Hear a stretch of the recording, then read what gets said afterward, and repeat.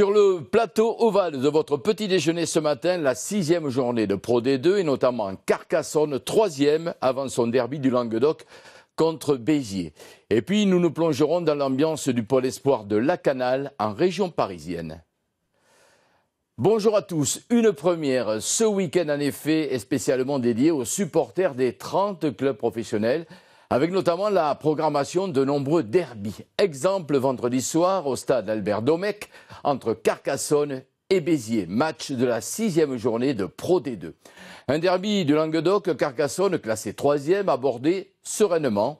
Rien à voir avec le stress de la saison dernière où les Audois avaient dû batailler jusqu'au bout pour assurer leur maintien. Est-ce le prolongement de cette incroyable remontée? Éric Mouget s'est donc rendu au pied de la cité. Carcassonne-Béziers, c'est notre grand format Pro D2, image Rémi Carayon, montage Benoît Jacques. Regardez. Au cœur de la cité, il y fait bon s'y balader. L'ami Baki Maïté, après Massy, Béziers et une saison difficile au Stade Français, retrouve son poteau l'ex-3 quarts centre Medji Tidjini, ainsi que ses nouveaux repères à Carca. J'ai eu Christian Lavie au téléphone et avant même qu'on parle de sous, d'objectifs et tout, etc., il connaissait ma situation, il sait que j'avais eu une année compliquée l'année d'avant et il m'a parlé de plaisir, de jeu, de rugby et il m'a dit le premier objectif à Carcassonne ce sera de prendre du plaisir et ça m'a parlé tout de suite, quoi. J'ai eu la chance de commencer tard le rugby et de ne pas être trop mâché par ce que je fais et du coup je suis encore frais et dans mon corps et dans ma tête. Ça va être compliqué pour nous et sur le terrain et en tribune, mais on est à Carcassonne et on fera tout pour gagner. Et depuis des années, l'USC compte sur son supporter et mécène numéro 1, Jacques Talmier. Fin gourmet, il nous amène chez le chef Franck Putella, lieu très prisé où fourchette et balle au bal fusionnent. Je pense et je crois que nous sommes sur une lancée du même ordre et j'espère, je ne dis pas que nous ferons mieux que le maintien, mais pourquoi pas.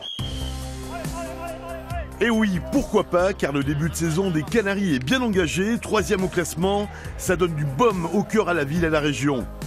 Le maître d'œuvre de retour, Christian Labitte, a redonné un nouvel éclat aux jeunes et noirs.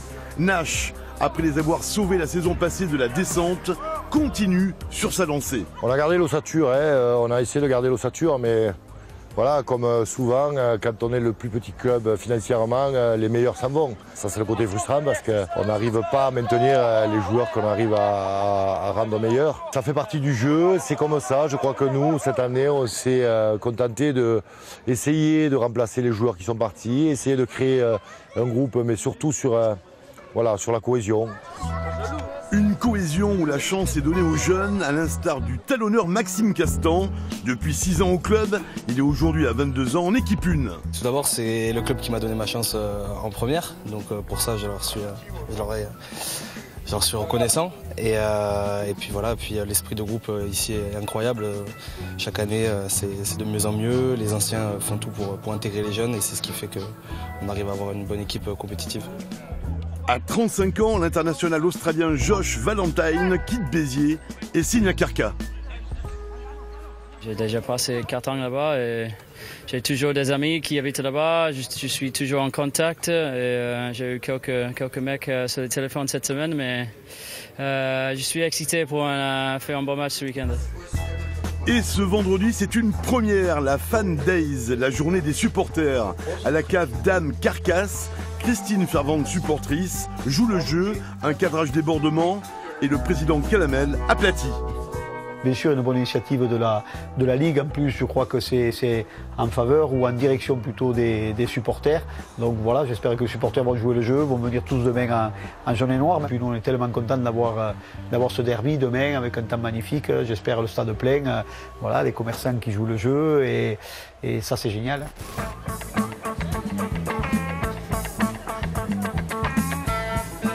On espère ramener la victoire, ramener les 4 points pour Béziers. Il s'agit nous qu'on gagne d'un point, ça nous suffit. Je suis venu voir un match de rugby de haut niveau, j'espère. Aki, SPCS.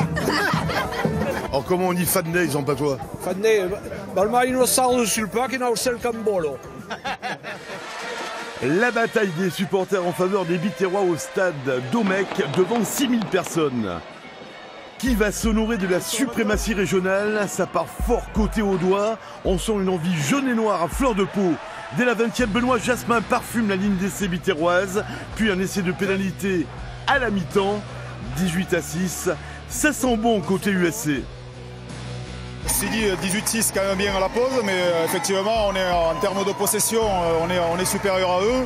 On a beaucoup d'occasions de marque proche des lignes. Voilà, il faut qu'on soit un peu plus consistant quand on est proche des lignes pour pouvoir engranger un maximum de points. Les Templiers audois sévissent en seconde période. 45e, l'Irlandais Steven McMahon s'offre une balade. Il trompe les Héroltais, s'ouvrant le chemin du 3e essai de l'USC. Plus gaillard dans tous les compartiments, l'envie des jeunes et noirs réjouit le public de la cité. Et ça continue encore et encore déchaîné. Les garçons de l'Habit, Serran et Cidre sont sur leur nuage survolant ce derby. Louis Marou va au bout, 35-13 en faveur de l'USC. Le 6e et dernier essai signé Tago Tago. L'USC est inarrêtable à Domecq, Carca 47, Béziers 13. Il faut souvent arrêter de se cacher et de dire que c'est toujours nous qui faisons un mauvais match. Eux, ils en ont fait un très bon. Bravo à eux.